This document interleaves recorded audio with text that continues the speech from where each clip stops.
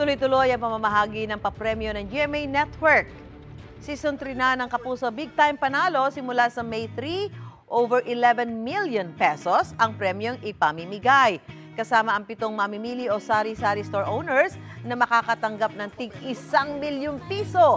Kaya ihanda na ang inyong mga entry na pwedeng ihulog sa mga drop box nationwide hanggang July 11. Para sa full mechanics at announcements, abangan ang mga video ni na Kuya Kim at Mikey Quintos. Pwede rin bisitahin ng social media pages at website ng GMA Promos. Sali na sa Kapuso Big Time Panalo Season 3. Gusto mo bang mauna sa mga balita? Mag-subscribe na sa GMA Integrated News sa YouTube at tumutok sa unang balita.